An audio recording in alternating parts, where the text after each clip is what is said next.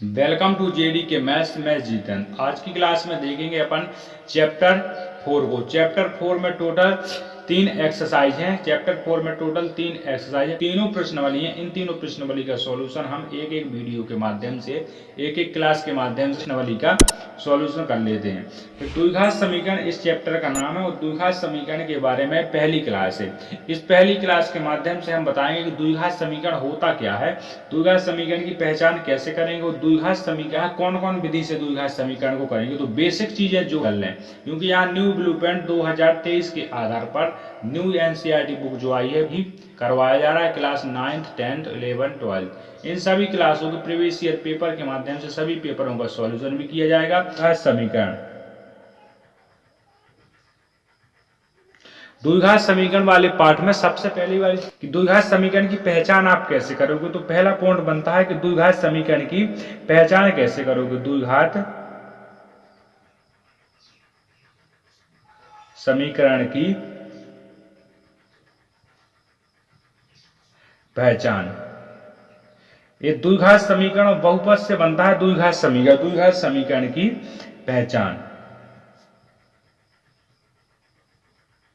एक चीज आपने पहले ही नोटिस कर ली होगी, द्विघात समीकरण की पहचान करने से पहले एक चीज का आपको बेसिक ज्ञान होना चाहिए कि जो बहुपद वाला चैप्टर हमने समझाया था पार्ट 2 में, चैप्टर नंबर 2 में बहुपद है, वहां बहुपद वाले में हमने ये सब हर एक चीज बता दी है कि द्विघात बहुपद कैसा होता है, रेखीय बहुपद कैसा होता है, द्विघात समीकरण चतुर्घात बहुपद कैसा होता है। वहां हमने सभी हर एक चीज बता दी है कि बहुपद जो बनता है वो दो राशियों से मिलकर बनता है, चर और अचर राशि से। वहां पर हमने हर एक चीज को कंप्लीट किया है। तो डिस्क्रिप्शन में उसमें लिंक लगी, उस वीडियो को अगर देखना चाहो तो देख सकते हो। अब यहाँ बात करेंगे द्विघात समीकरण पहचान कैसे करते हैं। तो द्विघात समीकरण अधिकतम चर की घात 2 हो, वहां पर होता है द्विघात बहुपद। जहां पर चर की घात अधिकतम 2 होती है वहां पर द्विघात बहुपद बनता है। तो द्विघात बहुपद को यहां से लेंगे कि किस तरीके से सॉल्व करते हैं। तो यहाँ इसकी परिभाषा बनती है कि अधिकतम घात 2 होनी चाहिए। अधिकतम चर की घात अधिकतम चर मतलब जो पहला वाला पद होता है, चर होते हैं चलने वाली संख्या। x की घात अधिकतम 2 होनी चाहिए, चर की घात अधिकतम चर की घात 2 होनी चाहिए, 2 होनी चाहिए, 2 के बाद नहीं होनी चाहिए। 2 का मतलब है अधिकतम, 2 का मतलब है x स्क्वायर होनी चाहिए पहला पद। अगर इसके अलावा कोई और भी घात लगती है तो वो द्विघात बहुपद की श्रेणी में नहीं आएगा। फिर यहाँ चर की घात हमने बताई है। द्विघात बहुपद का एक फॉर्मूला निकलता है, जो फॉर्मूला है ax square plus bx plus c। हमने इस फॉर्मूले को बिल्कुल तरीके से हमने इसको सिद्ध करके बताया है, किसमें, बहुपद वाले पद में। यहाँ से सिर्फ एक फॉर्मूला निकलता है अपना जी वाला फॉर्मूला, जहां पर a बराबर कभी 0 हो नहीं सकता है।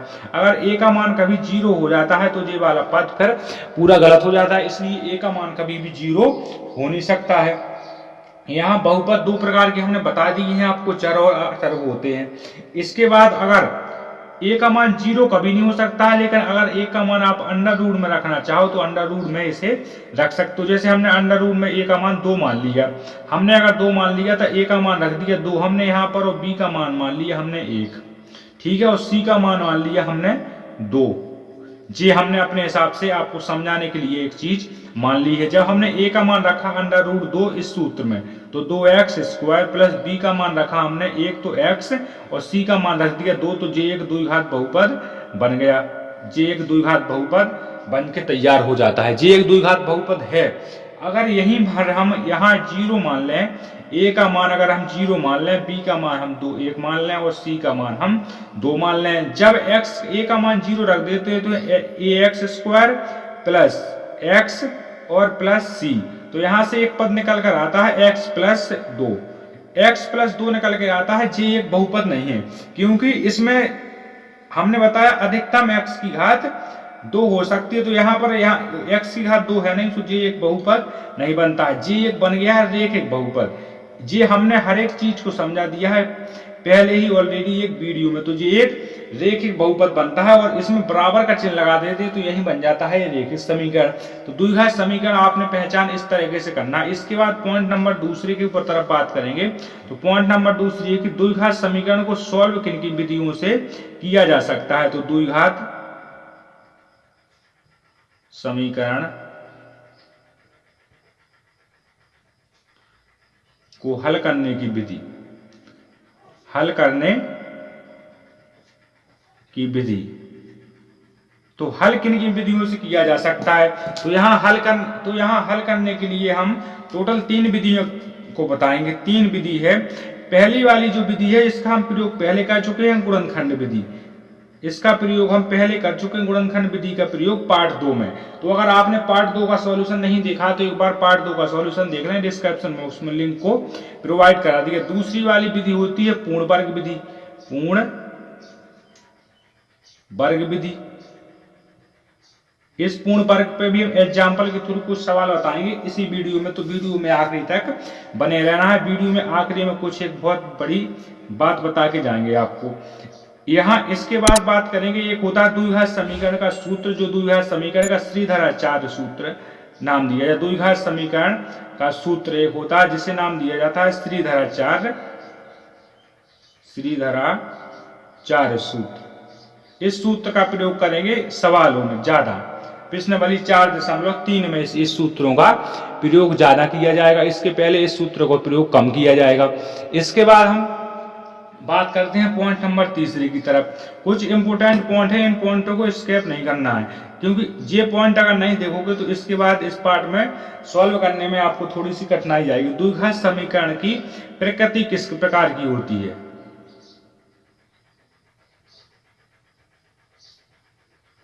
द्विघात समीकरण की प्रकृति, प्रकृति का मतलब है द्विघात समीकरण की प्रकृति। द्विघात समीकरण की प्रकृति ज्ञात। इसका प्रकृति का मतलब ये है कि द्विघात समीकरण ये वाकई में है कि नहीं है, इसका मान सही निकल रहा है गुणनखंड करने पर। अगर ये प्रकृति, इसकी जांच करने पर प्रकृति का मतलब सही आ रहा है इसका मान, तो ये प्रकृति सही है, नहीं तो इसकी प्रकृति गलत हो जाती है। द्विघात समीकरण को यहाँ से जांच की जाती है। इसके बाद बात करते हैं अपन आगे की। इतनी बात को आपको याद रखना है, बहुत जरूरी। अगर इस बात को याद रख लेते हो तो इस पार्ट में आप बहुत ही अच्छा रिजल्ट प्राप्त कर पाओगे। अब यहाँ से हम बात बढ़ाते हैं आगे, तो बात आगे करते हैं, सिर्फ एग्जाम्पल के थ्रू बात को आगे बढ़ाते हैं। तो वीडियो अपनी क्लास होगी लगभग 20 मिनट की, तो 20 मिनट तक आपको यहाँ वेट करना है और आराम आराम से हर एक चीज को क्लियर कर लेना है। इसके बाद बात करते हैं आगे। तो यहाँ जो पहला वाला एग्जाम्पल का सवाल है, वहां निम्न स्थितियों की गणितीय रूप में व्यक्त कीजिए। तो एग्जाम्पल में लिखा है गणितीय रूप में व्यक्त करना है, पर यहाँ पर हम सबसे पहली विधि का प्रयोग करके बताएंगे, गुणनखंड वाली विधि का। इसी सवाल के थ्रू पहली वाली विधि का प्रयोग। तो यहाँ जॉन और जीवांती दोनों के पास कुल मिलाकर 45 कंचे हैं। दोनों 5-5 कंचे खो देते हैं और अब उसके पास कंचों की संख्या का गुणनफल तो आप जानते हो क्या होता है, गुणनफल 124 है। हम जानना चाहेंगे कि प्रारंभ में उसके पास कितने कितने कंचे थे। यहाँ सिर्फ कंचों की संख्या बताना है कि प्रारंभ में कंचों की संख्या कितनी थी। तो यहाँ सबसे पहले हल करेंगे, तो सबसे पहले यहाँ कंचों को मानेंगे। तो माना जॉन द्वारा कंचों की संख्या। जॉन कोई व्यक्ति है, जॉन की जगह डॉन कर देते तो और सही रहता। जॉन द्वारा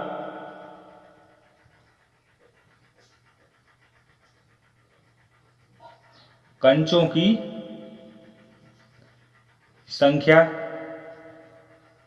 कंचों की संख्या मान लिया हमने x है।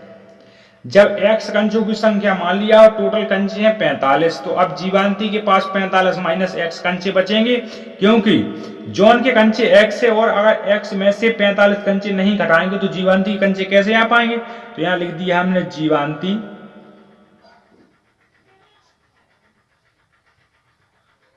द्वारा कंचों की संख्या।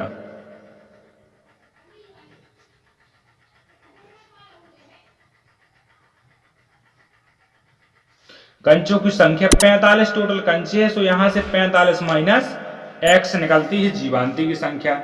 इसके बाद प्रश्न अनुसार लिखना है। अब प्रश्न जो बोलेगा उसी के अनुसार लिखना है। प्रश्न के से बाहर कुछ भी अगर आपने लिखने की कोशिश की तो आपका सवाल गलत होने की चांस बन जाएंगे।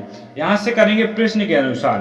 हमने एक बात देखी कि जॉन और जीवंती 5-5 कंचे खो बैठते हैं। तो सबसे पहले जॉन खोता है 5 कंचे, जॉन 5 कंचे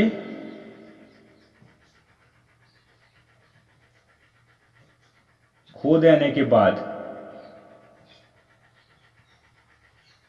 5 कंचे खो देता है। तो पहले कितने थे जॉन के पास कंचे? x, तो x माइनस 5 बचते हैं, उसके बाद कंचों की संख्या।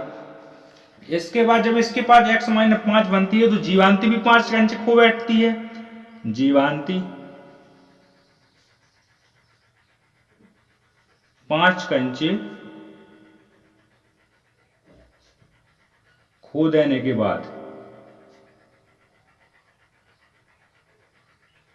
5 कंचे खो देती है। तो पहले थे इसके पास 45 minus 5, 45 minus x, sorry minus के 5। अब 5 कंचे और ये खो बैठती है। तो इसके बाद कैलकुलेशन करेंगे कि पहले जॉन के कंचे थे x माइनस 5 और जीवांती के पास कंचे हैं 45 माइनस x और माइनस के 5।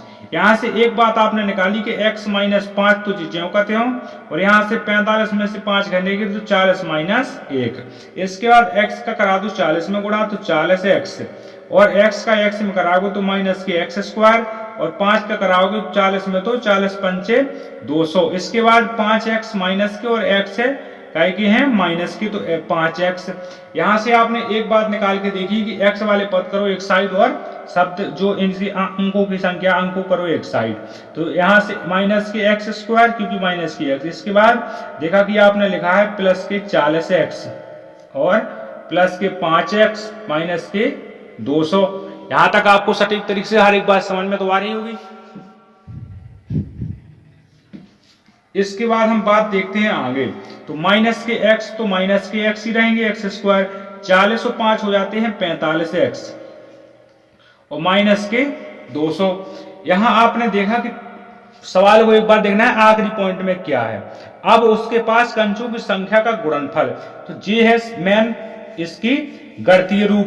सबसे पहले पूछा था इसने गणितीय रूप में लिखो, तो हमने गणितीय रूप में x स्क्वायर 45x माइनस के 200, ये है इसका एक गणितीय रूप। बराबर में कितना आ जाएगा?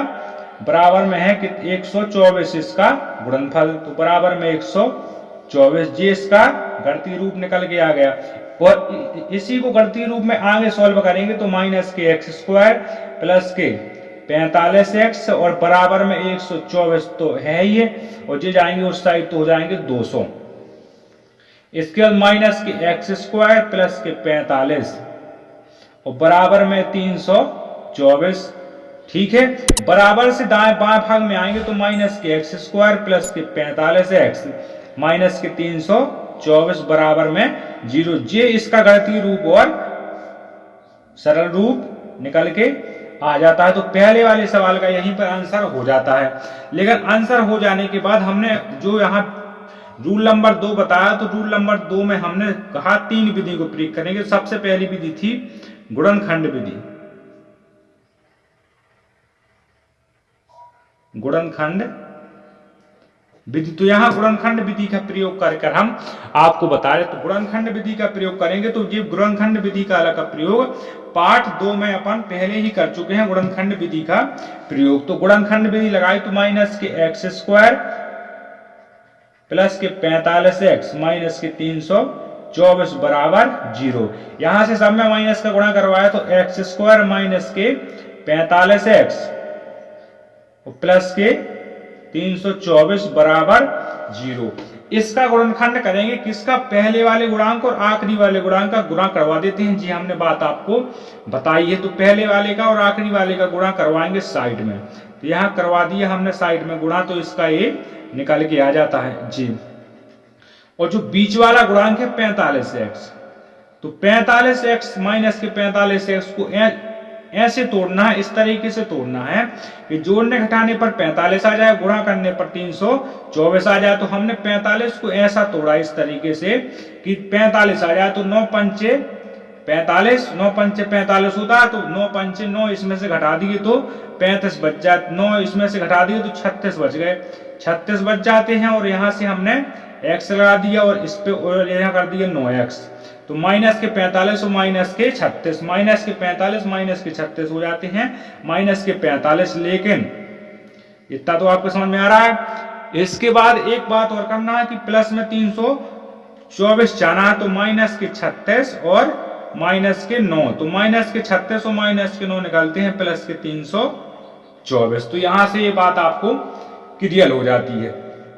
तो एक्स स्क्वायर माइनस के 36x और माइनस के 9x प्लस में 324 बराबर 0। तो यहां से किसी ना किसी एक पद को लेना है कॉमन। तो इन दोनों पदों से भाई अपन को मतलब इन दोनों से, फिर इन दोनों पदों से। पहले अगर इन दोनों से मतलब होता है तो इसके लिए हम कुछ, अगर इससे मतलब होता है तो इसको सॉल्व करेंगे। सबसे पहले तो यहाँ एक चीज को लिखेंगे कि एक्स स्क्वायर से मतलब है और 36x से मतलब है। इस दो पदों से मतलब होता है सबसे पहले अगर इन दोनों पदों से मतलब है तो अगर एक्स स्क्वायर को आप तोड़ो एक बार तो x गुणे x हो जाता है। 36 को तोड़ के बताओ तो 36 गुणे x करेंगे, तब यहाँ से x और यहाँ से x, एक एक x निकल के आ गया। x यहाँ भी x है और यहाँ भी 36 है, तो कोष्टक लगाया x माइनस 36, क्योंकि माइनस लगाया तो एक्स स्क्वायर और 36x आ गया। यहां से निकलते हैं गुणनखंड x को x और x माइनस 36, यहां तक हो गया। अब इन 9x को 324 को लो, अगर 9x को 324 को लेते हो तो 9x का 9x और 324 लिख दिए। तो 9x को तोड़ो तो 9 गुणे x कर दिया, 3 गुणे 3 कर देंगे। लेकिन यहां से लिखना है तो क्या होगा, 9x का 9, यहां से 9 का 9 हो जाएगा और 336 के लिए 36, क्योंकि जे x और 36 अपन ने पहले यहाँ पर ले ली है। तो 9 निकले बाहर, काई की माइनस की थी तो माइनस की x माइनस 36, तो इसका कराया तो 9x और इसका कराया तो 324 आ जाते हैं। यहाँ से अपने गुणनखंड निकल के आ जाते हैं। अगर वीडियो अच्छा लग रहा हो, क्लास का सेशन सब कुछ समझ में आ रहा हो तो एक बार वीडियो को लाइक जरूर कर दें। बराबर में 0। यहां से आपने देखा कि दोनों पद कॉमन है, तो x माइनस 36 को लिया बाहर और x माइनस 9 को लिया बाहर, तो x बराबर 36 आ गया और x बराबर 9 आ गया। यहां तक आपको पूरा समझ में आ रहा होगा। इसके बाद हम देखते हैं कि जो हमने माना था, तो हमने यहां पर एक चीज मानी थी कि जॉन द्वारा कंचों की संख्या x है और उसके बाद जो उसकी दूसरी जीवांती है, जीवांती द्वारा कंचों की संख्या आता जॉन द्वारा कंचों की संख्या, x का मान निकला 36, ठीक है, और जो उसके साथ में है उसका मान है 9 निकलेगा, उसका मान निकलेगा 9, 36 आ गया। और जीवांती के कंचों की संख्या, हमने यहां जीवांती कंचों की संख्या मानी थी 45 माइनस x। तो 45 तो ज्यों का त्यों है, पर हमारा यहां x का मान आया 36, तो यहां 45 में से 36 घटाएंगे तो 9 निकलेगा। यानी जीवांती का मान 9 है और जीवांती के कंचों की संख्या 9 और जॉन के कंचों की संख्या 36 निकलती है। तो यहाँ क्लास का होता है अंत। तो वीडियो अच्छा लगा हो तो वीडियो को लाइक कर दें, शेयर कर दें, चैनल को अगर सब्सक्राइब करके नहीं रखा तो चैनल को सब्सक्राइब जरूर ठोक दें और बेल आइकन को पेस्ट कर लें। अब हम यहाँ सभी बात को सॉल्व कर चुके हैं। इसके बाद सबसे मेन बात यह है कि यहाँ न्यू ब्लूप्रिंट के आधार पर सभी क्लासों का सॉल्यूशन करवाया जाता है और पेपर होने से 15 दिन पहले त्रैमासिक, अर्धवार्षिक, वार्षिक पेपर को प्रोवाइड करा दिया जाता है। तो चैनल को सब्सक्राइब करके रखना है।